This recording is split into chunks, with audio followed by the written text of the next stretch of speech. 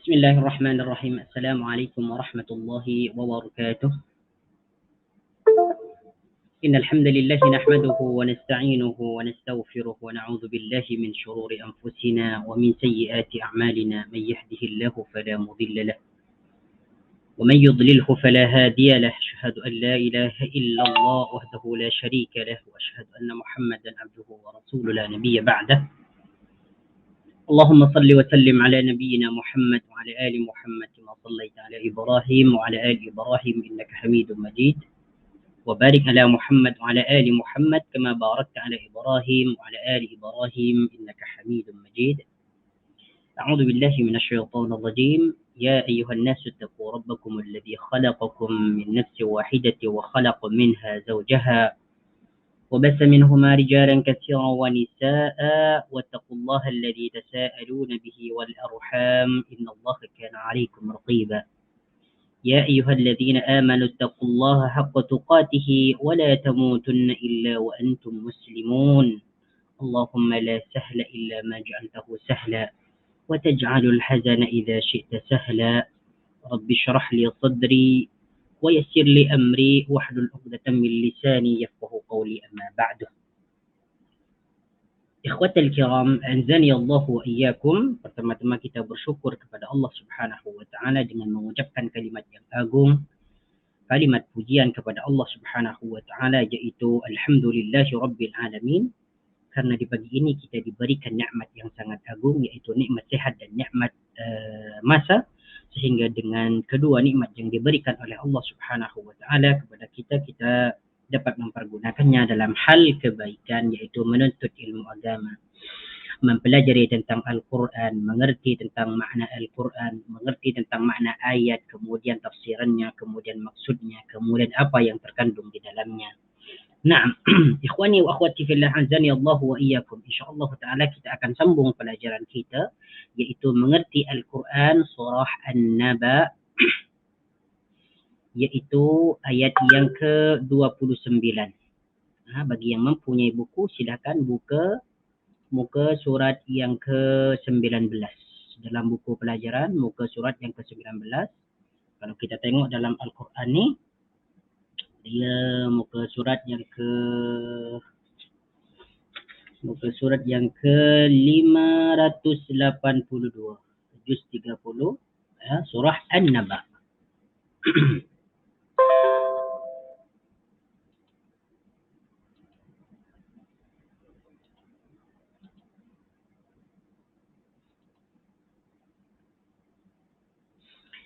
أعوذ بالله من الشيطان الرجيم.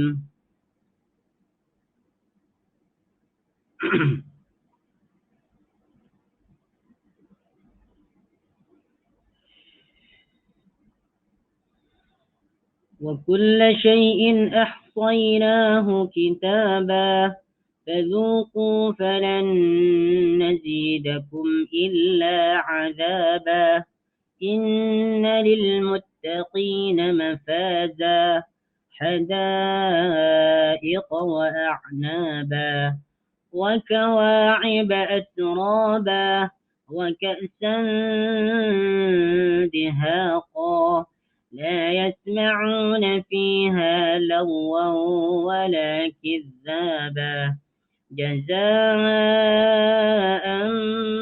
من ربك عطاء حسابا رب السماوات والأرض وما بينهما الرحمن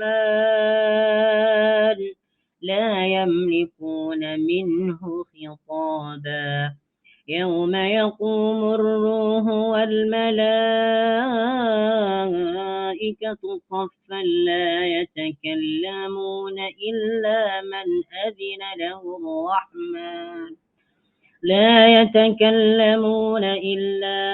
أذن له الرحمن وقال صوابا ذلك اليوم الحق فمن شاء اتخذ إلى ربه مآبا إنا أنذرناكم عذابا قريبا إنا أنذرناكم عذابا قريبا يوم ينظر المرء ما قدمت يداه يوم ينظر المرء ما قدمت يداه ويقول الكافر يا ليتني كنت ترابا.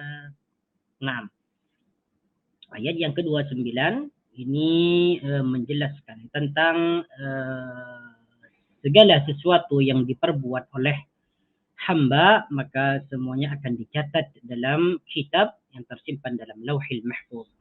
Wa kulla syai'in ahsaynahu kitaba. Wa kulla syai'in ahsaynahu kitaba. Wa kulla syai'in, dan segala sesuatu. Wa kulla syai'in, dan segala sesuatu. Di sini ada perkataan kulla. Ini bermakna semua atau segala. Kullun bermakna semua atau segala. Atau tiap-tiap. Apabila ni perkataan kulla digabungkan dengan perkataan syai'un, maka dia akan menjadi wa kulla syai'in. Asal dia kullun, ya. Perkataan wa kulla ni asal dia kullun. Kemudian syai'in ni asal dia syai'un. Jadi apabila digabungkan maka akan menjadi wa kullu syai'in. Ya, wa kullu syai'in. Karena perkataan kulla syai'in ini kedudukan dia menjadi maf'ulun bihi, maf'ul yang diawalkan atau yang didahulukan daripada fiilnya, maka barisnya adalah fathah. Wa kulla syai'in. Wa kulla syai'in, dan segala sesuatu. Jadi sebelum dia dijadikan susunan mudhaf dan mudhaf ilaih, yaitu perkataannya ini terpisah, kullun dan syai'un. Jadi setelah digabungkan nih, maka dia akan menjadi wa kulla syai'in, dan segala sesuatu. Jadi kalau kita bertemu dengan perkataan kullu dalam Al-Quran ataupun dalam hadis, itu artinya setiap atau segala. Kemudian apabila dimudhafkan kepada syai'in, itu maknanya segala sesuatu. Segala sesuatu. Okey, kadang kita bertemu atau berjumpa dengan perkataan kullu nafsin. Coba tengok ni. Kullu nafsin. Kullu nafsin. Kullun artinya setiap.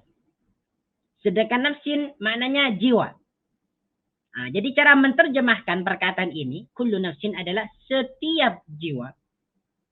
Setiap jiwa, kullu nafsin. Sama penjelasan kullu nafsin ini dengan kulla syai'in. Wa kulla syai'in ahsaynahu, kami mencatatnya. Ahsaynahu, kami mencatatnya. Ahsayna di sini merupakan kata fi'il. Fi'il madhi. Fi'il madhi. Yang dipertemukan dengan dhamir mutakallim ma'al ghair. Atau dhamir mu'azzimun nafsah. Ya. Ahsaynahu, asal dia fi'il madhi berbentuk mufrad ahsa. Ya, fi'il madhi berbentuk mufradnya adalah ahsa. Ahsa, dia mencatat atau menghitung. Ya. Ahsa, dia telah menghitung atau mencatat. Sedangkan hu di sini merupakan isim dhamir yang merujuk kepada kullah. Wa kulla syai'in, dan segala sesuatu, ahsaynahu, kami mencatatnya. Jadi segala sesuatu itu dicatat. Ya, dicatat kitaban dalam sebuah kitab. Kitaban dalam sebuah kitab. Kitaban dalam sebuah kitab. Kalau kita bertemu dengan perkataan kitaban, itu maknanya kitab. Kita tidak perlu mencari apa makna kitab. Tidak perlu kita mencari dalam kamus ke ataupun dalam website, tidak perlu. Karena kitaban ini memang maknanya sudah jelas kitab. Ini kitab itu juga digunakan dalam bahasa Melayu. Jadi kitab dalam bahasa Melayu itu diserap daripada bahasa Arab, yaitu kitabun atau kitaban. Jadi wa kulla syai'in ahsaynahu kitaba, terjemahan secara sempurna yaitu, Dan segala sesuatu kami mencatatnya, kami menulisnya kitaban dalam sebuah kitab. Kitaban dalam sebuah kitab. Jadi apa yang dimaksud dalam hadis ini, dalam ayat ini? Mari kita tengok dalam tafsiran Ibnu Katsir. Wa kulla syai'in ahsaynahu kitaba, dan segala sesuatu kami mencatatnya dalam sebuah kitab.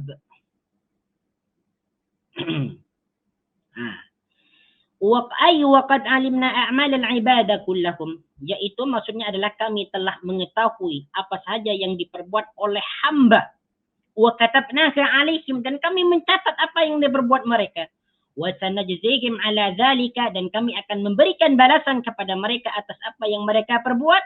In khairan fa khairun wa in syarran fa syarrun. Jika dia berbuat kebaikan maka balasannya adalah baik, yaitu surga. Dan apabila perbuatannya buruk maka balasannya adalah buruk, yaitu neraka. Itu yang dimaksud wa kulla syai'in ahsaynahu kitab. Apa yang dikatakan, apa yang diperbuat, perbuatan buruk, perbuatan jelek, perkataan buruk, perkataan jelek akan dicatat. Sebagaimana disebutkan dalam ayat yang lain, وَمَا يَلْفِظُ مِنْ قَوْلٍ إِلَّا لَدَيْهِ رَقِيبٌ عَتِيدٌ. Apa saja yang dilafatkan, yang diucapkan oleh mulut ini akan dicatat oleh malaikat yang mengawasi, yang hadir dan mengawasi. Masya Allah, Tabarakallah Rahman. Baik, sekarang kita pindah kepada ayat yang ke-30. فَذُوقُوا فَلَنْ نَزِيدَكُمْ إِلَّا عَذَابًا. Masya Allah, ini menjelaskan tentang siksaan yang sangat pedih bagi orang-orang kafir dan ahli maksiat. Kata Allah Subhanahu wa taala kepada ahli nar, kepada penghuni neraka, fadzuku falan nazidakum illa adaba. Jadi ketika nanti orang-orang kafir, orang-orang munafik, orang-orang yang musyrik, ketika mereka berada di dalam neraka, Allah berkata kepada mereka, zuku falan nazidakum illa adaba. Ini balasan yang sangat pedih bagi mereka. Bahkan ada dalam sebuah riwayat, dalam sebuah asar, bahwasanya ayat yang ke-30 ini merupakan ayat azab yang paling pedih yang terdapat dalam Al-Quran. Fadzuku falan najidakum illa azaban. Sebagaimana ini disebutkan dalam tafsir Ibnu Katsir, Qatadah berkata, an Abi Ayyub Al-Azhari, an Abdillah min Amrin qala lam yanzal ala ahli nari ayatun asyadda min hadihi. Tidaklah turun ayat kepada ahli neraka yang lebih dahsyat, yang lebih keras daripada ayat ini. Maknanya ayat ini menunjukkan ayat yang sangat keras, yang sangat pedih. Yang sangat pedih. Apa artinya? Fadzuku, maka rasakanlah. Fadzuku, maka rasakanlah. Zuku di sini, perkataan zuku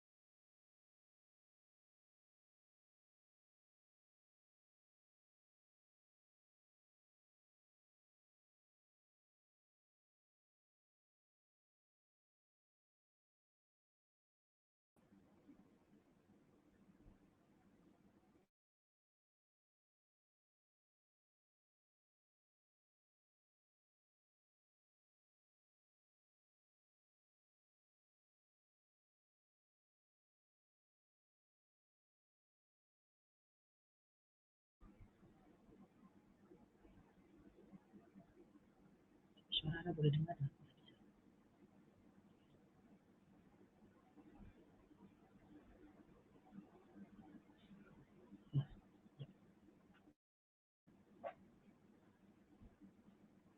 Nah,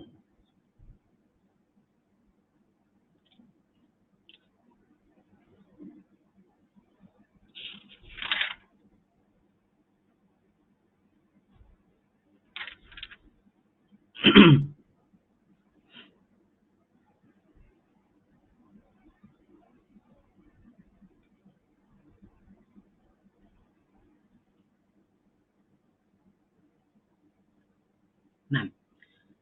wa kulla syai'in ahsaynahu kitaba.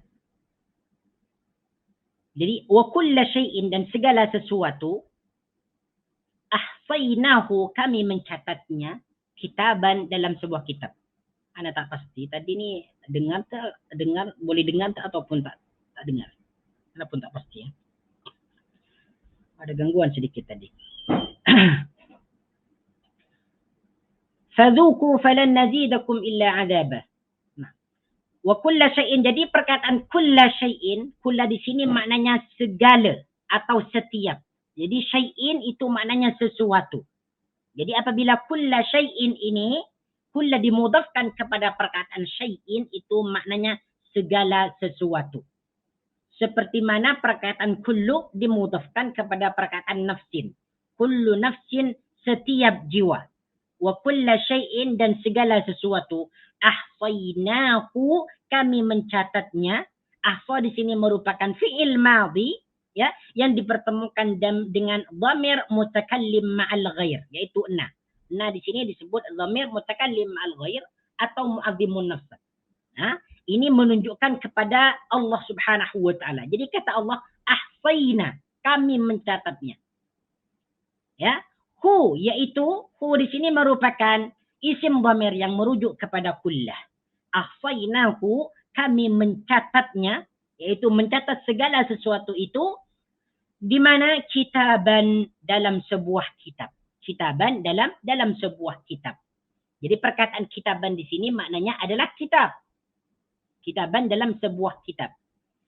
Ya, jadi segala sesuatu yang diucapkan oleh manusia, sama ada itu perkataan buruk ataupun perkataan baik, atau perbuatan buruk atau perbuatan baik, maka akan dicatat dalam sebuah kitab yang terdapat dalam Lauhil Mahfuz.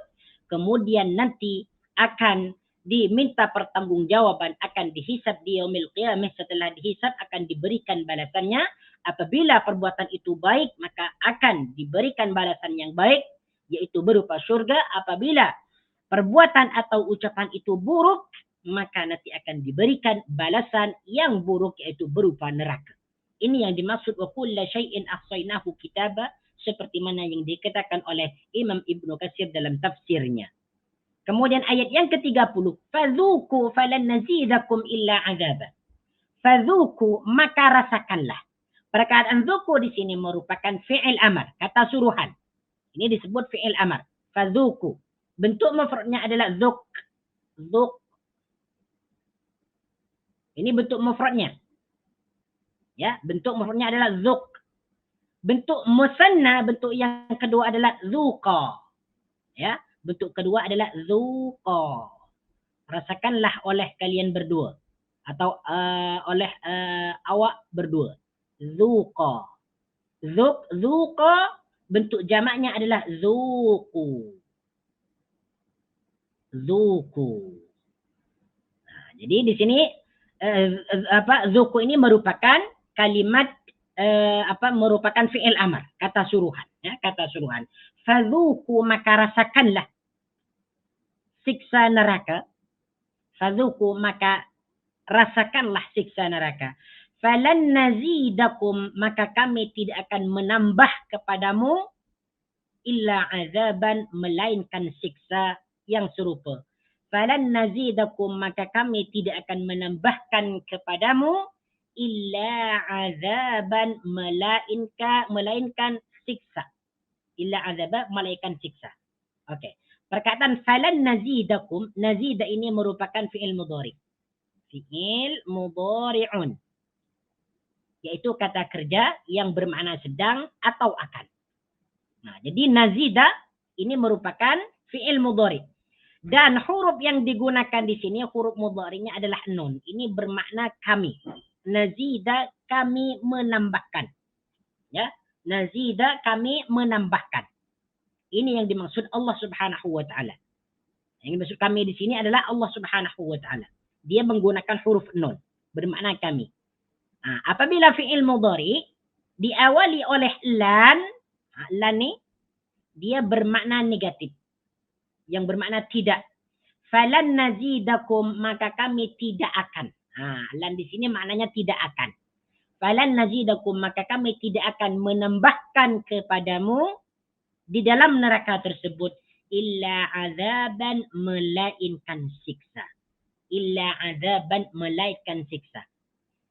Di sini ada ulama yang mengatakan bahwasanya ayat yang ke-30 ini merupakan ayat yang menjelaskan tentang azab yang paling pedih yang terdapat dalam Al-Quran. Jadi azab yang paling pedih yang terdapat dalam Al-Quran yaitu ayat yang terdapat dalam surah An-Naba, ayat yang ke-30. Seperti mana di sini Ibnu Katsir mengatakan, qala Qatadah berkata, an Abi Ayyub al-Azdi, daripada Abu Ayyub al-Azdi, an Abdullah min Amrin, daripada Abdullah daripada Umar, qala, dia berkata, lam yanzil ala ahli nar ayatun ashaddu min hadhi. Tidak turun kepada ahli neraka satu ayat pun yang lebih keras daripada ayat ini. Maksudnya ayat ini ditunjukkan kepada ahli neraka, di mana ayat ini merupakan ayat yang sangat keras tentang siksa neraka. Jadi ketika nanti orang-orang kafir dan orang-orang musyrikin dan orang-orang munafikin dan ahli maksiat, ketika mereka nanti berada di dalam neraka Jahannam, maka Allah Subhanahu wa taala berkata kepada mereka, "Dzuku falan nazidakum illa azaba." Rasakanlah olehmu siksa yang amat pedih ini. Aku tidak akan menambahkan kepadamu melainkan azab yang sangat pedih. Di sini dalam tafsir Ibnu Katsir, ayyuqal li ahli nar, yaitu dikatakan kepada penghuni neraka nanti, zuku ma antum fihi, rasakan apa yang ada di dalam neraka itu. Falan najidakum illa azaban min jinsihi, maka aku tidak akan menambahkan kecuali azab min jinsihi yang serupa dengannya. Masya-Allah. Na'udzubillahi min dzalik. Inilah merupakan azab yang ditunjukkan kepada penghuni neraka nanti. Jadi mereka tidak akan ditambahkan di dalam neraka tersebut melainkan azab yang sangat siksa. Semakin lama semakin keras siksaannya. Semakin pedih siksaannya. Karena memang Allah Subhanahu wa taala sudah mengatakan dalam ayat yang ke-30 ini, fadzuku falan nazidakum illa adab. Aku tidak akan menambahkan kepadamu itu kecuali azab. Maknanya azab tersebut tidak akan pernah dikurangi melainkan ditambahkan. Wal iyadu billahi ta'ala. Makanya sentiasa kita memohon kepada Allah Subhanahu wa taala agar kita dijauhkan daripada api neraka Jahannam ketika kita salat, ya, ketika kita berada di dalam tasyahud akhir, kita memohon kepada Allah dalam salat kita berdoa, Allahumma inni a'udzubika min azabi Jahannam wa min azabil qabri wa min fitnatil mahya wal mamat wa min syarri fitnatil masiihid dajjal. Kita berdoa kepada Allah, sentiasa kita meminta perlindungan kepada Allah Subhanahu wa taala. Ketika kita mau tidur, kita juga minta perlindungan kepada Allah, sebagaimana dalam hadis yang diriwayatkan oleh Imam At-Tirmidzi, bahwasanya Rasulullah sallallahu alaihi wasallam ketika hendak berbaring, ketika hendak tidur, beliau membaca doa, Rabbi naqqini azabaka yawma tab'asu ibadak. Wahai Tuhanku, selamatkanlah aku daripada siksamu ketika engkau membangkitkan hamba-hambamu. Baik, sekarang kita pindah kepada hadis yang kepada ayat yang ke-31. Inna lil muttaqina mafaza. Ayat yang sebelumnya tadi menjelaskan tentang siksaan bagi penghuni neraka. Nah, sekarang ayat berikutnya ini menjelaskan tentang balasan bagi orang yang bertakwa. Inna lil muttaqina mafaza. Perkataan inna maknanya sesungguhnya. Ini disebut dengan huruf taukid. Huruf taukid yaitu huruf yang menguatkan, yang menegaskan. Berarti apabila ada susunan ayat yang dimulakan dengan inna, maknanya ayat itu betul-betul terjadi. Maknanya ayat tersebut menjelaskan tentang sesuatu yang hak, yang betul, yang benar. Dan itu akan terjadi. Inna lil muttaqina mafaza. sesungguhnya bagi orang-orang yang bertakwa itu adalah kemenangan atau kebahagiaan. Mafazan ini adalah kemenangan atau kebahagiaan. Inna lil muttaqina mafaza. Sesungguhnya bagi orang-orang yang bertakwa itu mendapatkan keberuntungan atau kemenangan. Mafazan. Ya. Mafazan, kemenangan atau keberuntungan. Baik, di sini perkataan lil muttaqina. Perkataan al-muttaqina ini merupakan kata jamak. Ini yang disebut dengan jamak mudzakkar salim. Kenapa di sini perkataan muttaqina disebut jamak mudzakkar salim? Karena perkataan al-muttaqina diakhirkan oleh huruf iya dan nun. Al-muttaqina, orang-orang yang bertakwa. Ya, orang-orang yang bertakwa. Ya. Jadi di sini terjemahan secara sempurna, innalil muttaqina mafaza, sesungguhnya bagi orang-orang yang bertakwa itu mendapatkan kemenangan atau kebahagiaan atau keberuntungan. Apa saja kebahagiaan atau keberuntungan yang didapat oleh mereka, yaitu mereka yang bertakwa ini, yaitu hadaiqa wa a'nab. Masya Allah, tabarakallah. Ini balasan bagi orang-orang yang bertakwa nanti ketika mereka dimasukkan di dalam surga. Ketika mereka dimasukkan ke dalam surga, yaitu balasan mereka hadaiqa, yaitu kebun-kebun. Hadaiqa, kebun-kebun.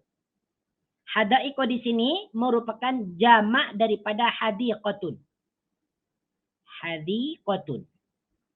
Apa artinya hadiqatun? Kebun. Sebuah kebun. Jamaknya adalah hadaiqah. Kebun-kebun. Maknanya kebun-kebun di dalam surga itu banyak sekali. Tidak dapat dihitung.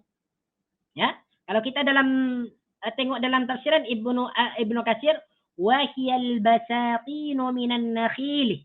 Masya Allah. Yang dimaksud kebun-kebun dalam surga itu adalah kebun-kebun kurma. Minan nakhil. Kebun-kebun kurma. Wa a'naba dan anggur. Ya, wa a'naba dan anggur. Masya Allah, tabarakar rahman. Ini balasan bagi orang yang bertakwa di dalam surga nanti. Jadi mereka itu akan diberikan kebun-kebun berupa buah-buahan, di mana buah-buahan itu bermacam-macam. Ada kebun kurma, ada anggur, dan sebagainya. Ketika ahli surga menghendaki buah itu, maka pohonnya akan mendekati kita. Kita tidak perlu mendatangi pohon tersebut. Ketika kita sudah berkehendak dalam hati kita untuk memakan buah tersebut, maka buah tersebut akan datang kepada kita. Ya, kalau kita dalam keadaan berbaring, maka buah tersebut akan mendekati kita. Kita berdiri, maka buah tersebut juga akan mendekati kita. Ini betapa mudahnya kita apabila dimasukkan ke dalam surga, kita akan mudah sekali untuk menikmati hidangan-hidangan atau buah-buahan atau kebun-kebun yang ada di dalam surga.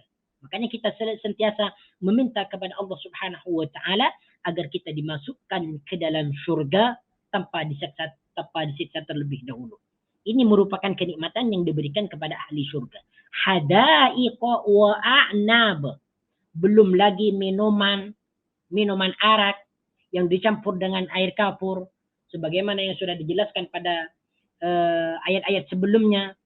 Kemudian ada air arak yang dicampur dengan halia dan sebagainya. Masya Allah, tabarakar rahman. Kalau kita membicarakan tentang nikmat-nikmat di dalam surga, memang banyak sekali. Banyak sekali. Tidak terhitung dan kita tidak membayangkan. Makanya tentang surga itu tidak ada yang mengetahui. Tidak ada yang mengetahui tentang bagaimana nikmatnya di dalam surga. Tidak ada yang dapat mengetahui. Kemudian lagi, wa kawa'iba atraba. Ya, wa kawa'iba atraba. Jadi keberuntungan yang didapat oleh orang-orang yang bertakwa, mereka akan mendapatkan kebun-kebun di dalam surga dan juga anggur. Kemudian wa kawa'iba atraba. Masya Allah, tabarakar rahman. Apa yang dimaksud wa kawa'iba atraba? Yaitu gadis-gadis yang umurnya sebaya. Wa kawa'iba atraba. Wa kawa'iba atraba yaitu gadis-gadis atau bidadari yang sebaya. Nah, jadi kawa'iba di sini maknanya adalah bidadari atau gadis-gadis. Jadi di dalam surga itu terdapat pemudi atau gadis-gadis atau bidadari yang umurnya sama. Jadi perkataan kawaiba di sini maknanya bidadari ataupun gadis-gadis. Sedangkan atroba adalah umurnya yang sebaya. Umurnya sama semua. Masya Allah, tabarakallah rahman. Inilah kenikmatan surga yang disediakan bagi penghuni surga. Bagi orang yang bertakwa. Yang perempuan macam mana nanti kalau masuk surga? Nah, yang perempuan nanti Allah Subhanahu wa taala kalau mereka mempunyai suami, maka suaminya adalah sangat tampan, sangat kacak, sangat baik, sangat rupawan dan sebagainya. Apabila mereka tidak mempunyai suami ketika dunia, Allah akan sediakan mereka suami nanti di dalam surga. Masya Allah, tabarakallah. Jadi bagi orang-orang yang bertakwa ini keberuntungan yang diberikan kepada mereka oleh Allah Subhanahu wa taala kawa'iba atraba, yaitu gadis-gadis atau bidadari yang umurnya bersebaya. Yang umurnya sebaya. Sama, tidak ada bedanya. Ya, umurnya sama.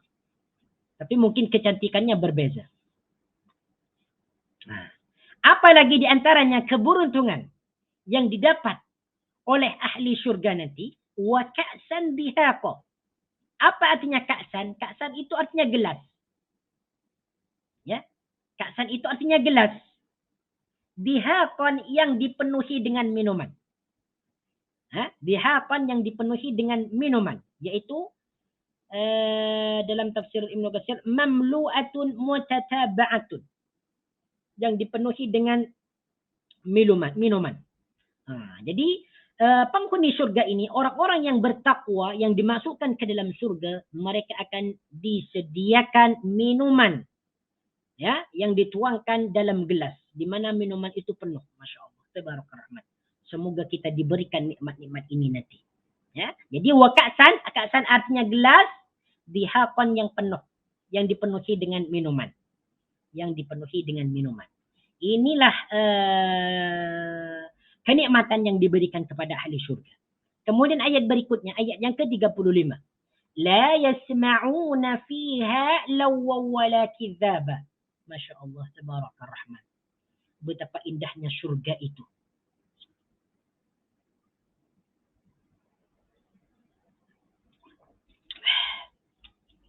La yasma'una fiha. Di dalamnya mereka tidak mendengar. La yasma'una, perkataan la di sini merupakan la nafi. La yang bermakna tidak. Ya, la yang bermakna tidak.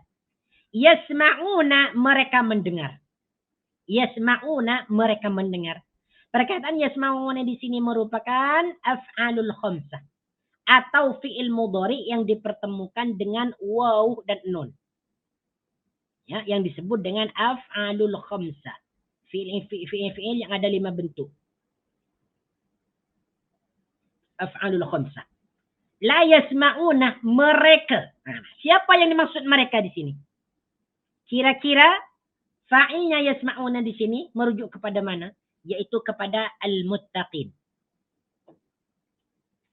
La yasma'una, mereka tidak mendengar. Jadi setelah la ini disambung atau dimasukkan ke dalam fi'il mudhari atau fi'il af'alul khamsah, maka dia maknanya negatif. Yasma'una, mereka mendengar. Kalau la yasma'una, mereka tidak mendengar. La yasma'una, mereka tidak mendengar. Siapa yang dimaksud mereka di sini? Yaitu al-muttaqina. Apa yang tidak mereka dengar? Fiha, di dalam surga. Fiha, di dalam surga. Lawwa wala kizaba. Apa yang mereka tidak dengar di dalam surga? Lawan, perkataan sia-sia. Lawan di sini maknanya perkataan sia-sia.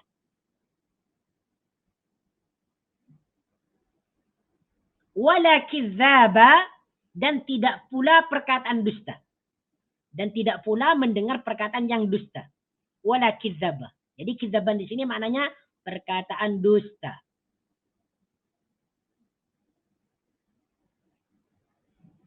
Jadi fiha di sini, fiha di dalamnya. Ha di sini merujuk kepada jannah. Kepada surga. Perkataan lawan maknanya perkataan sia-sia. Kizaban, perkataan dusta.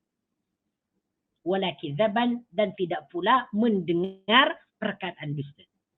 Jadi apa yang dimaksud dalam ayat yang 35 ini? Maksudnya adalah penghuni syurga nanti tidak akan pernah mendengar perkataan sia-sia, perkataan bohong, kemudian gurau-gurau yang tidak ada manfaat, kemudian fitnah, kemudian kebisingan, dan sebagainya. Jadi di dalam surga itu tidak ada perkataan-perkataan yang sia. Tidak ada perkataan-perkataan bohong. Tidak ada perkataan-perkataan dusta. Semua perkataan ahli surga adalah baik. Apa yang mereka katakan itu merupakan perkataan yang sangat baik, yang menyejukkan hati, yang dapat membahagiakan orang lain, tidak pernah menyakiti orang lain. Masya Allah, tabarakallah rahman. Nah, inilah di dalam surga. Ya, sebagaimana juga disebutkan dalam surah At-Tur ayat yang ke-23, la lawum fiha wa la ta'simun. Di dalam surga itu tidak ada perkataan yang sia-sia dan juga tidak ada perkataan-perkataan yang kotor. Tidak ada orang yang saling memfitnah, tidak ada. Tidak ada seorang perempuan yang minta cerai, tidak ada. Tidak ada orang yang mencaci satu sama lain, tidak ada. Ya, karena surga itu suci, jauh daripada perkataan kotor. Ya. Dalam tafsir Ibnu Katsir, ay laisa fiha kalamun laghin arin anil faidah.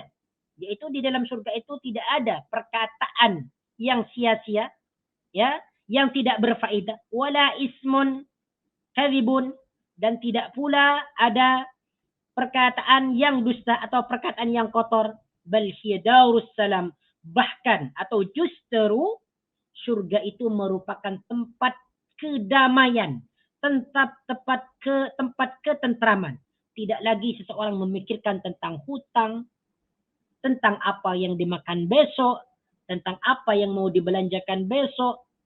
Tidak ada fikiran semacam itu. Wa kullu kalamin fiha salimun minan naqsi. Setiap perkataan di dalam surga itu terselamat daripada kekurangan, daripada cacat, daripada aib. Itulah nanti kata-kata yang terdapat kenikmatan yang terdapat dalam surga. Semua penghuni surga tidak akan pernah mendengar perkataan yang kotor, mendengar perkataan yang sia-sia, dan mendengar perkataan yang dusta. Masya Allah, tabarakallah rahman. Semoga kita dijadikan ahli surga. Baik. Ayat yang ke-36, jazaa'an min rabbika 'ata'an hisabah.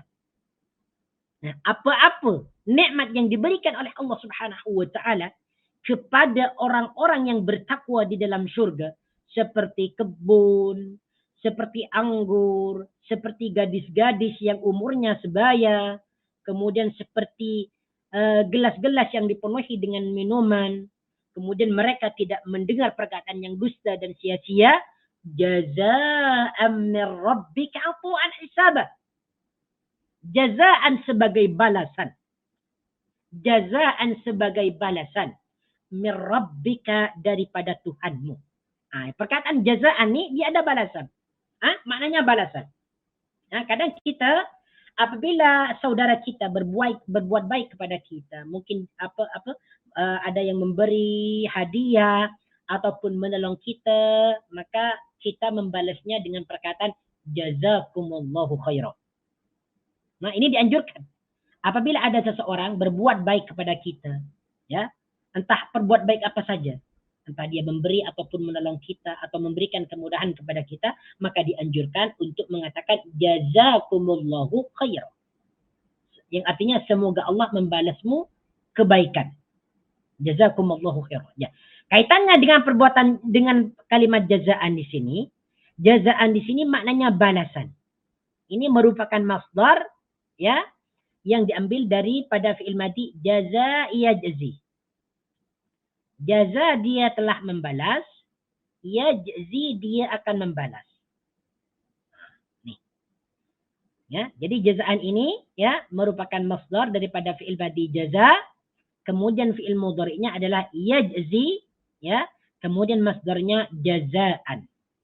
Jaza dia telah membalas, yajzi sedang atau akan membalas, jazaan balasan. Jadi kalau kita bertemu dengan perkataan jazaan, itu maknanya balasan. Ya, itu maknanya balasan. Min rabbika, daripada Tuhanmu. Min di sini merupakan huruf jar yang bermakna dari. Rabbika, daripada Tuhanmu. Ya, ata'an hisaba, dan pemberian.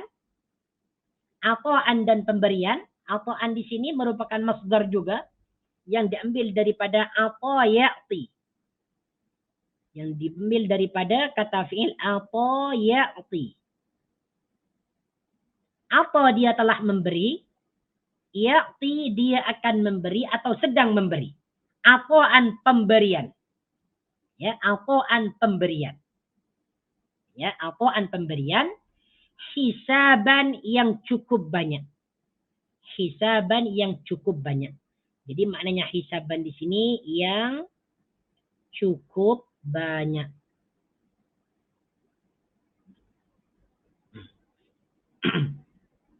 Hisaban di sini maknanya yang cukup ataupun banyak. Ataupun banyak. Nah, jadi di sini jazaa'an min rabbika ata'an hisaba. Jadi apa nikmat-nikmat yang telah diberikan oleh Allah Subhanahu wa taala kepada penghuni syurga, kepada orang-orang yang bertakwa, termasuk nikmat yang telah disebutkan tadi, itu merupakan balasan daripada Allah Subhanahu wa taala dan pemberian yang cukup banyak.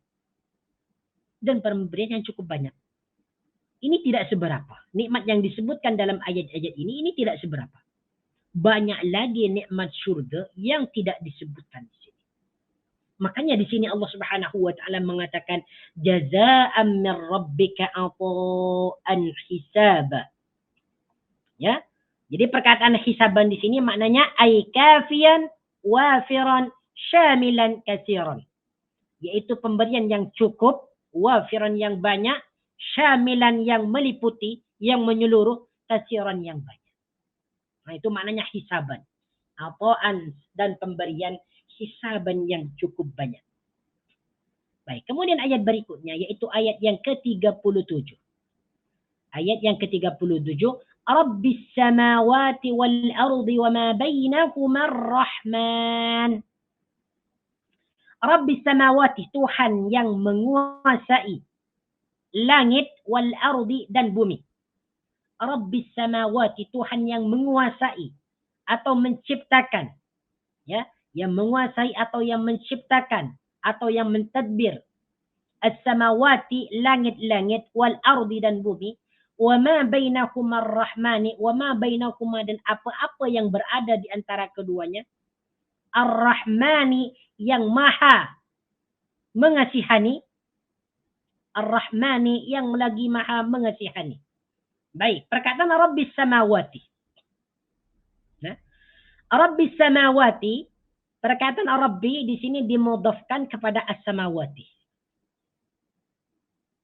Rabbi artinya Tuhan yang menguasai atau Tuhan yang menciptakan. Ya. Atau Tuhan yang memimpin atau Tuhan yang mengatur, yang mentadbir. Di antara salah satu makna daripada Rabbi, perkataan Rabbi. Jadi Rabbis samawati, Tuhan yang menguasai langit-langit. Perkataan as-samawati ini merupakan jamak daripada samaun. Jamak daripada samaun. Kalau samaun, langit. Kalau as-samawati, langit-langit. Jadi Rabbis samawati, Tuhan yang menguasai langit-langit, yaitu langit yang 7. Langit yang pertama sehingga langit yang ke-7. Wal ardi, dan bumi. Wa ma bainakuma, dan apa yang. Wa ma di sini merupakan isim mausul. Ma di sini disebut isim mausulun. Wa ma bainakuma, dan apa yang. Biasanya ma di sini bermakna apa yang. Kalau isim mausul lah. Kalau isim mausul. Wa ma bainakuma, dan apa yang berada di antara keduanya. Di sini baina maknanya di antara. Kemudian perkataan baina dimudhafkan kepada isim dhamir huma. Yang bermakna keduanya. Di antara keduanya. Jadi huma di sini merujuk kepada kalimat apa? Yaitu kepada as-samawati wal ardi. Huma di sini bermakna mereka berdua. Mereka berdua yang dimaksud di sini adalah as-samawati wal ardi. Makanya setiap isim dhamir itu mempunyai rujukan. Dan rujukan perkataan huma ini dia merujuk kepada as-samawati wal ardi. Karena as-samawati wal ardi ini merupakan dua benda. Ya, dua benda. As-samawat itu langit, al-ardi dan bumi. Maka di sini isim dhamirnya menggunakan huma, wa ma bainahuma, dan apa yang berada di antara keduanya, yaitu langit dan bumi. Ar-Rahmani yang maha mengasihani. Ar-Rahmani yang maha mengasihani. La yamlikuna minhu khitaba. Mereka tidak dapat ya berbicara dengannya. La yamlikuna minhu khitaba. Mereka tidak dapat berbicara dengannya. Ya, atau mereka tidak kuasa atau tidak mampu berbicara dengannya. La yamlikuna minhu, mereka tidak dapat atau tidak mampu khitaban berbicara. Khitaban di sini maknanya berbicara atau berkata-kata. Ayat yang ke-37. Nah. Kalau tengok apa ni? Dan mereka tidak mampu berbicara dengannya. Ya betul. Dan mereka tidak mampu berbicara dengannya. Nah, perkataan yamlikuna itu maknanya mampu atau menguasai. Ya, yamlikuna ini merupakan fi'il mudhari yang dipertemukan dengan waw dan nun. Apabila fi'il mudhari dipertemukan dengan waw dan nun itu disebut af'alul khamsati. Fi'il-fi'il yang ada 5 bentuk. Kemudian perkataan yamlikuna dimasuki oleh la nafi yang bermakna tidak. La yamlikuna, mereka tidak mampu atau tidak menguasai.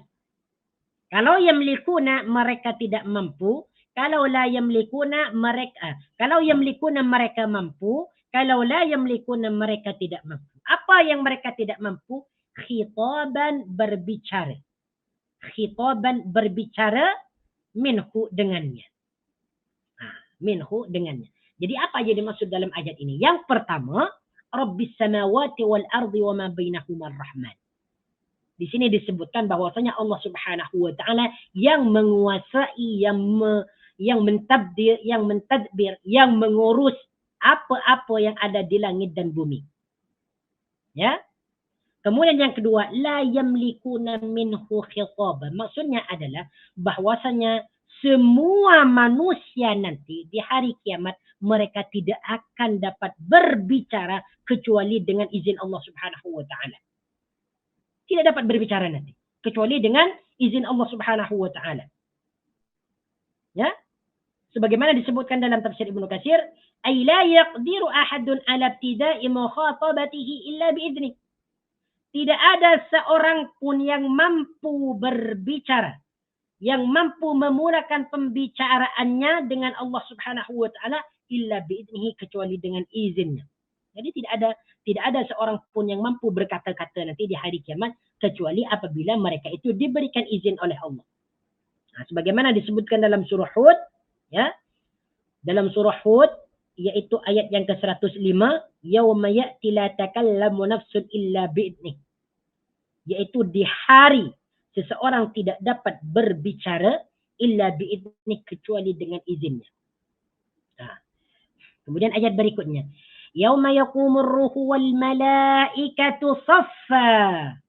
Ya, yauma yaqumur ruhu, di hari ketika ruh dan malaikat berdiri saffan, secara saf, dalam keadaan bersaf-saf, dalam keadaan saf, dalam keadaan berbaris. Ya. Apa ni? Yauma yaqumur ruhu wal malaikatu saffa, pada hari ketika ruh dan para malaikat berdiri bersaf-saf. Yauma yaqumur ruhu, pada hari di mana ruh wal malaikatu dan malaikat yaqumu berdiri saffan, bersaf-saf. Nah, perhatikan di sini. Yaqumur ruhu. Ruhu di sini maknanya ruh. Wal malaikatu dan malaikat. Ini merupakan dua kata yang maknanya mudah sekali. Karena dua perkataan ini ada dalam bahasa Melayu. Jadi perkataan ruh dan malaikat itu diserap daripada bahasa Arab. Ruh dalam bahasa Arab, ruhun. Malaikat dalam bahasa Arab, malaikatun. Jadi apabila kita bertemu dengan dua kalimat ini, mudah untuk kita mengerti maknanya. Cuman kita mungkin tidak tahu apa yang dimaksud ruh di sini. Nah, sebelum kita menjelaskan tentang ruh yang disebut dalam ayat yang ke-38 ini, kita tentukan dulu makna dari kata dari perkata dalam ayat ini. Yang pertama, yauma yaqumu. Perkataan yaqumu maknanya berdiri. Ini merupakan fi'il mudhari. Ya, merupakan fi'il mudhari. Diambil daripada fi'il madhi qamah, dia telah berdiri. Yaqumu, dia akan berdiri. Yauma yaqumu, di hari ketika berdiri. Siapa yang berdiri di sini? Ar-ruh wal malaikatu, dan malaikat saffan, dalam keadaan beresap-esap, dalam keadaan berbaris. Perkataan saffan itu maknanya saf, yaitu berbaris. Jadi saf dalam bahasa Melayu itu juga diserap daripada bahasa Arab, yaitu saffan atau saffun, bersaf atau berbaris. Nah, jadi kalau kita terjemahkan secara sempurna, ya, yauma yaqumur ruhu wal malaikatu saffa, di hari ketika roh dan malaikat berdiri bersaf-saf. Itu cara menerjemahkan. Jadi ambil dulu daripada subjeknya atau fa'ilnya, kemudian sebutkan kalimat fi'ilnya, kata kerjanya. Ya, yauma yaqumur ruhu wal malaikatu saffa, di hari ketika ruh dan malaikat berdiri dalam keadaan bersaf. Baik, yang pertama perkataan ar-ruh. Apa yang dimaksud ar-ruh di sini? Ya. Yang dimaksud ar-ruh di sini ada beberapa perkataan ulama. Apa yang dimaksud ar-ruh di sini? Dalam surah An-Naba ayat yang ke-38 ini. Kalau kita tengok dalam tafsir Ibnu Katsir, di sini ada 6 pendapat. Siapa yang dimaksud ar-ruh di sini? Ada ulama yang mengatakan yang dimaksud ar-ruh di sini adalah ruh manusia. Ruh anak Adam. Ya? Ada lagi yang mengatakan yang dimaksud ruh di sini adalah ruh malaikat. Ada yang mengatakan malaikat Jibril. Nah, ada yang mengatakan seperti itu. Ada yang mengatakan malaikat Jibril. Kemudian yang ketiga, ada yang mengatakan yang dimaksud ruh di sini adalah Banu Adam. Yaitu Banu Adam, yaitu anak Adam. Berarti manusia. Ya. Kemudian ada yang mengatakan lagi yang dimaksud ruh di sini adalah malaikat yang paling mulia, yang paling agung. Dan masih banyak perkataan-perkataan yang lainnya. Ya. Jadi yang dimaksud ruh di sini, yang pendapat yang paling mendekati insya Allah di sini adalah yang dimaksud ruh di sini adalah malaikat Jibril. Ruhul Amin. Ya. Sebagaimana ayat ini juga didukung oleh surah Asy-Syu'ara ayat yang ke-193 sampai 194, yaitu nazala bihir ruhul amin ala qalbika litakuna minal munzirin. Nazala bihir ruhul amin. Jadi ruh di sini yang dimaksud adalah malaikat Jibril. Malaikat Jibril ataupun malaikat yang paling mulia. Wal malaikatu, dan para malaikat yang lain. Jadi maksudnya nanti di hari kiamat, malaikat Jibril dan malaikat yang lain berdiri secara bersaf-saf. La yatakallamuna illa man adhina lahu ar-rahmanu wa qala sawaba. Mereka ini, yaitu ruh dan malaikat, la yatakallamuna, tidak dapat berbicara. La yatakallamuna, tidak dapat berbicara. Perkataan yatakallamuna ini merupakan fi'il mudhari yang dipertemukan dengan waw dan nun. Disebut fi'il mudhari karena kalimah ini diawali oleh huruf mudhari, yaitu huruf iya. Fi'il madhinya adalah takallama. Takallama dia telah berbicara.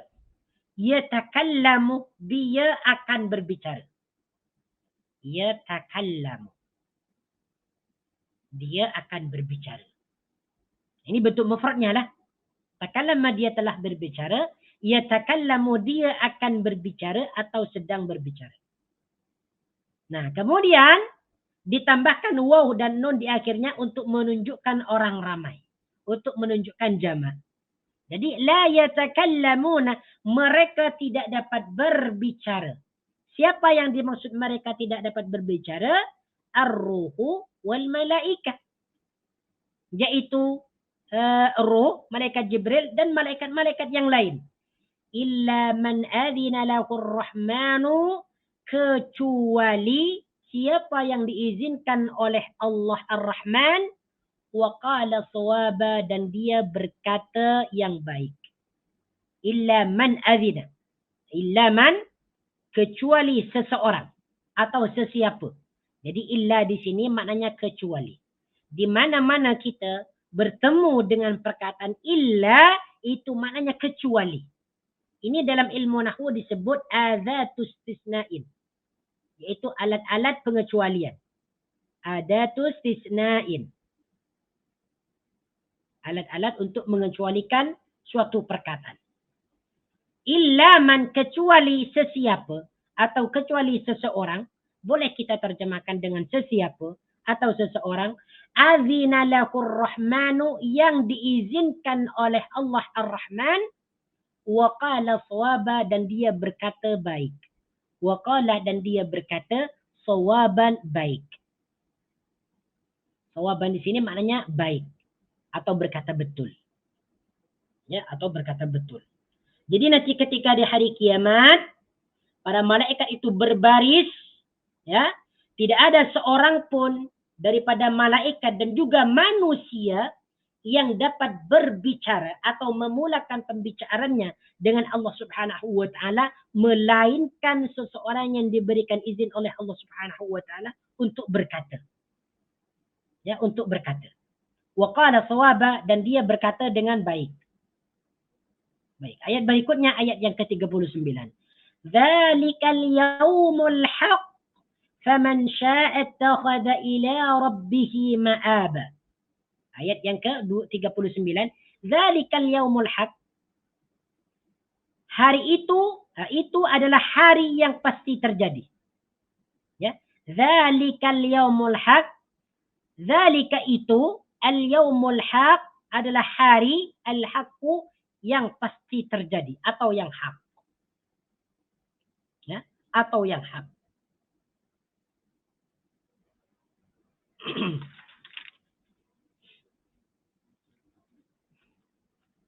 Nah, baik. Jadi apa yang dimaksud dalam ayat ini? Dzalikal yaumul haq. Itu merupakan hari yang akan terjadi. Al-haqqu di sini maknanya ay al-kainu la mahalata. Yaitu hari yang pasti terjadi. La mahalata, pasti. Nah, jadi maksudnya adalah bahwasanya hari kiamat itu pasti akan terjadi. Dzalikal yaumul haq. Faman syaa'a ittakhadha ila rabbih ma'aba. Faman syaa'a maka barang siapa yang berkehendak. Faman syaa'a maka siapa. Man di sini merupakan isim mausul. Ya. Ya. Man artinya siapa. Biasanya man di sini diartikan siapa yang. Nah, man apabila disambungkan dengan kata fi'il, maka maknanya dia siapa yang. Sya'a berkehendak. Jadi maknanya di sini faman sya'a maka barang siapa yang berkehendak atau yang mahu ittakhadha niscaya dia menjadikan ittakhadha niscaya dia menjadikan ma'aban sebagai tempat kembali ila rabbih menuju Tuhannya. Ya. Faman sya'a maka barang siapa yang berkehendak, sya'a di sini maknanya berkehendak atau mahu. Sedangkan ittakhadha maknanya adalah menjadikan. Ittakhadha maknanya menjadikan. Ini merupakan fi'il madhi. Fi'il mudhari'nya yattakhidu. Ittakhadha yattakhidu. Ittakhadha dia telah menjadikan. Yattakhidu dia akan menjadikan atau sedang menjadikan. Jadi maknanya di sini, faman syaa'a ittakhadha, maka barang siapa yang berkehendak ittakhadha niscaya dia menjadikan ma'aban sebagai tempat kembali ila rabbihi menuju Tuhannya. Ila rabbihi menuju Tuhannya. Nah, jadi arti yang sempurna di sini, terjemahan yang sempurna, maka barang siapa yang berkehendak niscaya dia akan menjadikan tempat kembalinya menuju Tuhannya. Menuju Tuhannya. Nah, kalau kita tengok dalam dalam terjemahan dia, ayat yang ke-39. Ayat yang ke-39. Itulah hari yang pasti terjadi. Dzalikal yaumul haq. Faman syaa'a ittakhadha ila rabbih ma'aba. Maka siapa yang mahu atau berkehendak, tentu dia mengambil jalan kembali, yaitu beramal soleh kepada Tuhannya. Nah, ini semua sajalah. Tentu dia mengambil jalan. Nah, di sini diartikan mengambil jalan kembali, yaitu beramal soleh ila rabbihi kepada Tuhannya. Ila rabbihi kepada Tuhannya. Jadi ila rabbihi di sini, ila rabbihi di sini merupakan isim dhamir yang merujuk kepada man, Tuhannya. Nah, Tuhan siapa? Tuhan man syaa, Tuhannya. Ma'aba ini maknanya tempat kembali. Dan sebagaimana disebutkan dalam tafsir Ibnu Katsir, ila rabbihi ma'aba ay marji'an wa tariqan yahtadi ilaihi wa minhajan yamurru bihi alaihi. Yaitu marji'an, tempat kembali. Wa tariqan ataupun jalan. Yahtadi ilaihi yang dia lalui atau yang dia ambil petunjuk, wa minhajan dan manhaj dan cara, yamurru bihi alaihi yang dia lakukan atau lewati di dalamnya. Inna anzarnakum azaban qarib. Ini merupakan ancaman kepada orang-orang kafir Quraisy. Inna anzarnakum, kata Allah Subhanahu wa ta'ala. Ya? Kata Allah Subhanahu wa ta'ala, inna anzarnakum azaban qarib. Inna sesungguhnya kami. Inna di sini maknanya sesungguhnya kami. Anzarnakum, telah memberikan kepadamu wahai orang-orang kafir Quraisy. Anzarna merupakan fi'il madhi, ya, yang dipertemukan dengan dhamir mutakallim ma'al ghair atau mu'azzim nafsa. Ya, anzarna, kami telah memberi peringatan. Bentuk mufradnya adalah anzarah. Anzarah. Anzara dia telah memberi peringatan. Yunziru dia sedang atau akan memberi peringatan.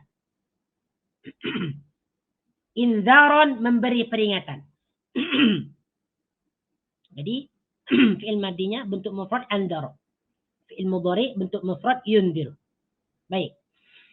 Jadi anzarna di sini merupakan fi'il madhi yang dipertemukan dengan dhamir mutakallim al-ghair atau mu'azzim nafsah. Makanya di sini huruf akhirnya disukunkan.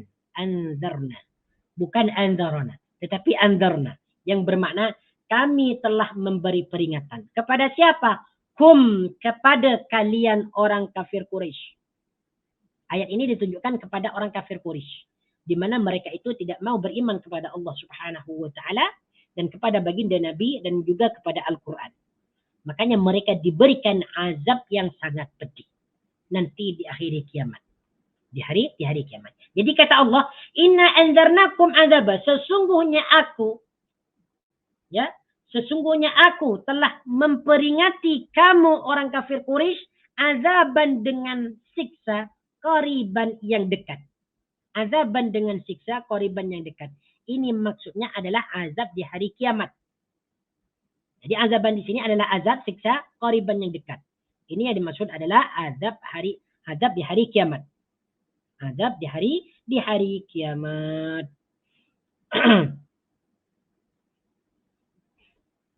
Yauma yanzurul mar'u ma qaddamat yadah. Di hari ketika seseorang melihat apa yang dikerjakan oleh kedua tangannya. Yauma yanzurul mar'u. Di hari atau yaitu di hari seseorang. Al-mar'u di sini maknanya seseorang. Al-mar'u di sini maknanya seseorang. Sedangkan yanzuru maknanya melihat atau memandang. Ya. Ma qaddamat. Qaddamat ini adalah sesuatu yang telah dikerjakan.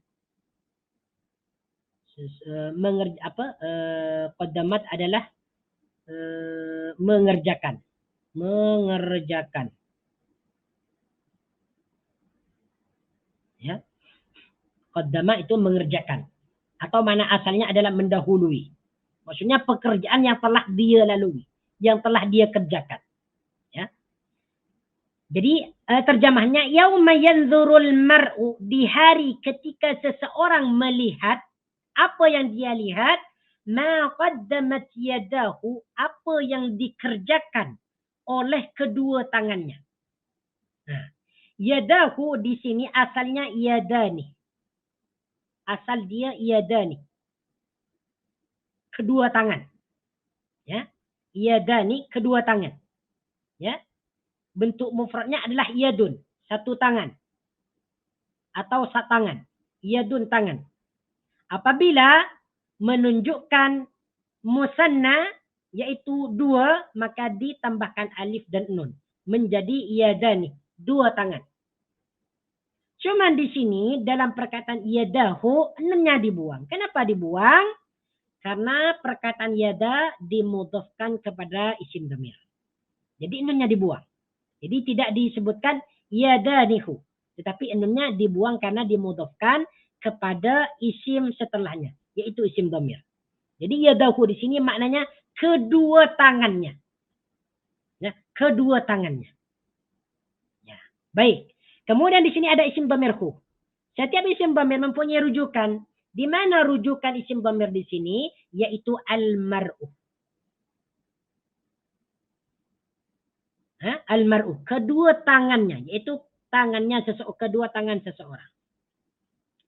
Nah, jadi artinya di sini terjemahannya. Yauma yanzurul mar'u ma qaddamat yadahu. Hari ketika seseorang melihat. Melihat apa? Ma qaddamat yadahu. Apa yang telah dikerjakan oleh kedua tangannya. Jadi maksudnya dalam ayat ini. Allah subhanahu wa ta'ala berkata nanti kepada orang kafir Quraisy. Inna anzarnakum adzaba qarib. Kamu sekarang masuk ke dalam neraka. Dulu aku telah memberikan peringatan dengan azab di hari kiamat. Di mana hari kiamat itu semua orang, ya, semua manusia, sama ada orang yang beriman ataupun yang kafir, yang munafik dan sebagainya, mereka akan melihat apa yang telah diperbuat oleh kedua tangannya. Yang sering menzalimi orang, yang membunuh orang, yang sering memukul dan sebagainya, mereka akan diperlihatkan nanti apa yang telah diperbuat oleh kedua tangan mereka. Wa yaqulul kafiru ya laitani kuntu turaba. Ini penyesalan orang kafir nanti di hari kiamat. Orang kafir nanti sangat menyesali perbuatan mereka di hari kiamat. Mereka akan berkata, ya laitani kuntu turaba. Ketika orang kafir sudah nampak siksaan Allah subhanahu wa ta'ala yang berada di depan mata mereka, maka mereka akan berkata, ya laitani kuntu turaba. Wal'iyadu billahi ta'ala. Makanya kita bersyukur kepada Allah subhanahu wa ta'ala. Kita dilahirkan dalam keadaan orang yang beriman. Kita tak perlu susah mencari hidayah untuk beriman kepada Allah subhanahu wa ta'ala. Tengok macam mana orang kafir di luar sana. Mereka akan berkata seperti ini nanti di hari kiamat ketika mereka mendapatkan siksa. Ya laitani kuntu turaba. Wa yaqulul kafiru. Dan orang kafir berkata. Wa yaqulul kafiru, dan orang kafir berkata, perkataan yaqulu di sini merupakan fi'il mudhari'un yang diambil daripada fi'il madi qala. Yaqulu. Qala dia telah berkata, yaqulu dia sedang atau akan berkata.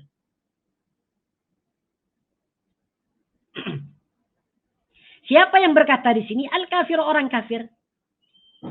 Al-kafir, orang kafir. Apa perkataan orang kafir nanti? Ketika mereka melihat siksa di hari kiamat. Ya laitani, alangkah baiknya aku. Ya laitani, alangkah baiknya aku.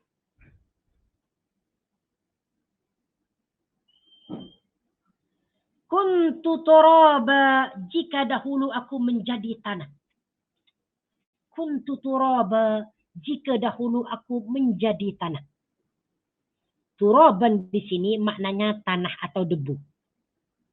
Turaban maknanya tanah ataupun debu. Ya laitani di sini maknanya alangkah baiknya aku. Ini merupakan apa nih? Ya laitani ini merupakan kalimat penyesalan. Ungkapan yang diungkapkan untuk menyesalkan dirinya. Ya laitani. Alangkah baiknya aku. Atau betapa kasihannya aku. Ya laitani kuntu turaba. Alangkah baiknya aku.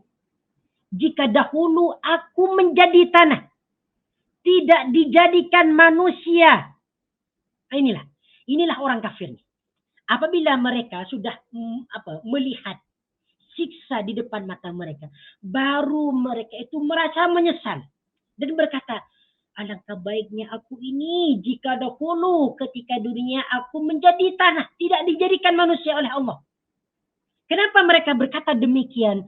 Karena mereka melihat betapa dahsyatnya, betapa kerasnya, betapa panasnya siksaan api neraka. Jadi seakan-akan mereka itu ingin kembali menjadi tanah lagi. Tidak mau menjadi manusia. Karena mereka sudah nampak siksaan Allah Subhanahu wa ta'ala yang nyata. Jadi kita tengok nih dalam tafsir Ibnu Katsir. Apa nih sebenar daripada tafsiran ini? Ya laitani kuntu turaba. Ay yawaddul kafiru yawma'idin annahu kana fid dari dunya turaban wa lam yakun khuliq. Masya Allah. Maksudnya adalah orang kafir ingin atau mahu ketika itu, yaitu ketika di hari kiamat, mereka itu mahu agar menjadi tanah lagi. Mereka itu mahu agar di dunia itu dijadikan sebagai tanah, tidak dijadikan manusia. Walam yakun khuliq, dan mereka belum diciptakan lagi sebagai manusia. Mereka menginginkan hal itu. Mereka ingin agar dijadikan tanah lagi. Wala kharaja ilal wujud, dan tidak pernah ada dan tidak pernah menjadi manusia. Wa dzalika hina ayana adzaballahi, dan hal itu diungkapkan oleh mereka ketika Allah Subhanahu wa taala menampakkan azabnya kepada mereka. Wal iyadu billahi ta'ala. Inilah penyesalan orang kafir nanti di akhirat, yang tidak akan membawakan manfaat sekalipun kepada mereka, walaupun mereka berjanji apabila dihidupkan ingin beriman kepada Allah dan para rasulnya. Tidak manfaat lagi. Betapa banyaknya Allah Subhanahu wa ta'ala memberikan kesempatan dan peluang kepada mereka untuk beriman kepada Allah Subhanahu wa ta'ala, tetapi kesempatan dan peluang itu disia-siakan oleh mereka. Bahkan mereka tidak hanya mensia-siakan terhadap waktu yang diberikan oleh Allah Subhanahu wa ta'ala, tetapi mereka memperolok, mempermainkan, mencaci apa yang telah ditetapkan oleh Allah Subhanahu wa ta'ala, seperti dibangkitkannya kematian daripada kubur dan terjadinya hari kiamat. Mereka mempermainkan. Nah, kalau sudah nampak siksaan yang amat pedih di hadapan mereka, baru tahu mereka dan mereka mengatakan, ya laitani kuntu turaba. Alangkah baiknya dahulu jika aku menjadi tanah dan tidak pernah dijadikan manusia. Kalau ketika mereka hidup di dunia, ketika mereka berseronok, bersenang-senang, mereka lupa segala sesuatu. Mereka lupa kepada Allah, lupa kepada perintah solat. Nah, baru ketika di akhirat mereka berkata, ya laitani kuntu turaba. Waliyadzubillahi ta'ala. Nah, kita pindah kepada surat berikutnya, yaitu surat yang ke-39, yaitu surah An-Nazi'at.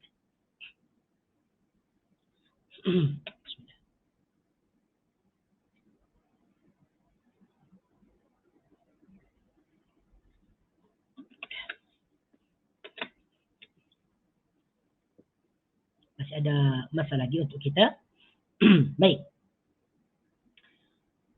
Dalam surah An-Nazi'at ini terdiri dari 46 ayat. Terdiri daripada 46 ayat. Baik. InsyaAllah subhanahu wa ta'ala kita akan mulakan. Ana baca dulu ayatnya. A'udzu billahi minasy syaithanir rajim. Bismillahirrahmanirrahim.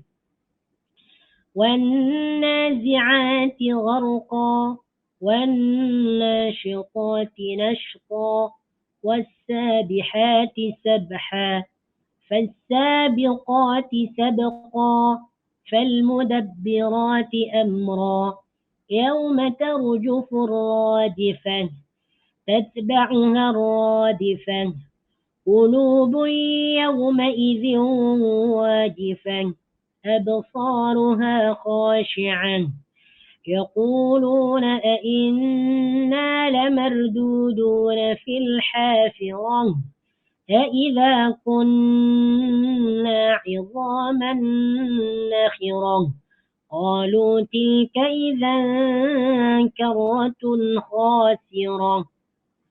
Ayat yang pertama ini merupakan ayat sumpah. Sehingga ayat yang kelima ini semuanya adalah sumpah. Allah subhanahu wa ta'ala berhak bersumpah dengan makhluknya. Apabila Allah subhanahu wa ta'ala bersumpah atau mengawali ayatnya dengan ayat-ayat sumpah, berarti ayat berikutnya itu merupakan ayat yang mempunyai tujuan yang sangat penting yang nak dijelaskan kepada para hambanya. Ayat yang pertama, Allah subhanahu wa ta'ala bersumpah dengan malaikat yang mencabut nyawa dengan keras. وَالنَّازِعَاتِ غَرْقًا. Apa artinya وَالنَّازِعَاتِ غَرْقًا? Yaitu demi malaikat yang mencabut nyawa gharqan dengan keras. Jadi An-Nazi'ati di sini dinamakan surah An-Nazi'at karena ayat ini diawali oleh perkataan An-Nazi'at. Jadi An-Nazi'at itu maknanya malaikat yang mencabut nyawa dengan keras. Ini diambil daripada fi'il madhi naza'a yanza'u. Naza'a itu maknanya mencabut. Naza'a yanza'u, mencabut.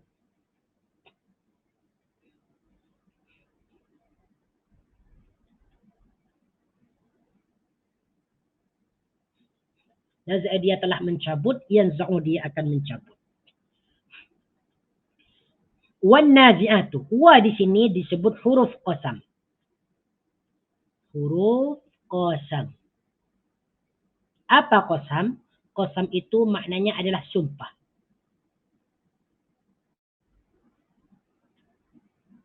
Dan huruf qasam ini termasuk daripada huruf jar. Huruf yang mengejarkan atau mengkasrohkan akhir perkataan isim.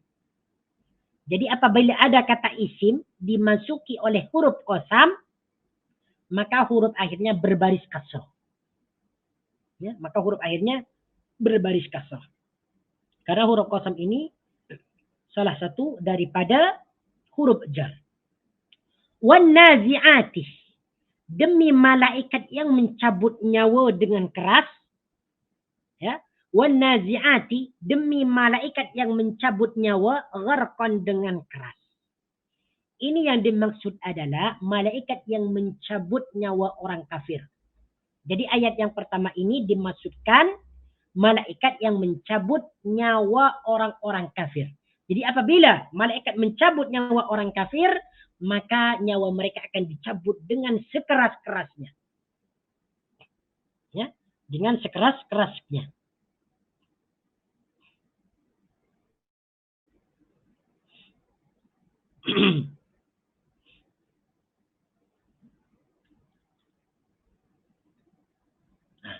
Sebagaimana disebutkan dalam tafsir Ibnu Katsir, wa an Ibnu Abbas wan nazi'at, apa yang dimaksud wan nazi'at? Hiya anfusul kuffari. Wan nazi'at itu adalah malaikat yang diutuskan untuk mencabut nyawa orang-orang kafir. Ya. Tunza'u summa tunsyatu. Maka nyawa itu dicabut dengan keras, summa turaqo finnari, kemudian dilemparkan ya di dalam api neraka. Hadis ini diriwayatkan oleh Ibnu Hatim. Ada juga yang mengatakan wan nazi'ati gharqan ini maknanya adalah al-maut, kematian. Baik. Sedangkan ayat yang kedua, wan nasyitati nashta. Wan nasyitati nashta, demi malaikat yang mencabut nyawa dengan perlahan. Wan nasyitati nashta, demi malaikat yang mencabut nyawa nashtan, dengan perlahan atau dengan lembut. Wan nasyitati ini maknanya adalah demi malaikat yang mencabut nyawa nashtan, dengan lembut atau dengan perlahan. Wa di sini sama penjelasannya dengan wa yang terdapat dalam wan nazi'at. Itu disebut dengan huruf qasam juga. Jadi ayat yang kedua ini ditunjukkan kepada malaikat yang mencabut nyawa orang mukmin. Di mana apabila malaikat mencabut nyawa orang mukmin, maka nyawa mereka itu dicabut dengan perlahan dan mudah. Jadi kedua ayat ini ya sama-sama bermakna mencabut nyawa. Cuman ayat yang pertama mencabut nyawa dengan keras, ayat yang kedua wan nasyitati nashta, malaikat yang mencabut nyawa dengan perlahan atau mudah. Jadi Allah Subhanahu wa taala bersumpah dengan malaikat yang mencabut nyawa dengan keras dan malaikat yang mencabut nyawa dengan perlahan. Kemudian yang ketiga, wasabihati sabha. Wasabihati sabha, dan demi malaikat yang turun daripada langit sabhan, dengan cepat. Wasabihati, ya, ayat yang ketiga ini bermakna demi malaikat yang turun daripada langit sabhan, dengan cepat. Ini untuk membawa urusan Allah Subhanahu wa taala daripada langit ke bumi. Jadi mereka itu turun dengan cepat. Wallahu taala alam, seperti mana kecepatannya kita tidak mengetahui. Yang terpenting di sini disebutkan Allah Subhanahu wa taala bersumpah wasabihati sabha, dan demi malaikat yang turun daripada langit ke bumi dengan cepat. Sabhan, dengan cepat.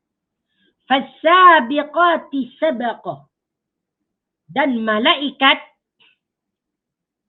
yang mendahului sabqan, dengan kencang atau cepat.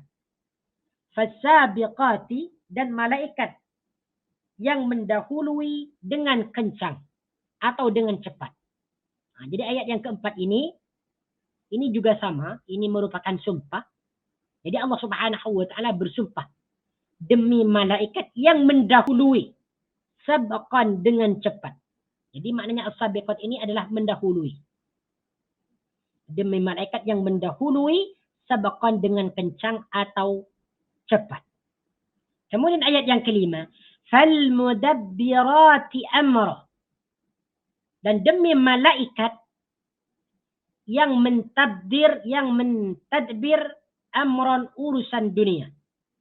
فَالْمُدَبِّرَاتِ أَمْرًا. Dan demi malaikat yang mentadbir atau yang mengatur amran urusan dunia. Jadi ayat yang kelima ini juga sumpah Allah Subhanahu wa taala dengan malaikat yang mentadbir atau membawa urusan dunia. Ini atas perintah Allah Subhanahu wa taala. Kemudian ayat berikutnya, yauma tarjufur rajifan. Nah, insyaallah taala kita akan sambung mengerti Al-Qur'an dalam surah An-Nazi'at ayat yang ke-6 pada minggu hadapan insyaallah taala. Jadi minggu hadapan kita akan mempelajari tentang mengerti Al-Quran surah An-Nazi'at ayat yang ke-6, yaitu yauma tarjufur rajifa tatba'uha radifa qulubun yawma idzin wajifa absaruha khashi'ah. أقول قولي هذا أستغفر الله العظيم لي ولكم سبحانك اللهم وبحمدك أشهد أن لا إله إلا أنت. Apa nih? Ada pertanyaan. Assalamualaikum, maaf mengganggu. Mohon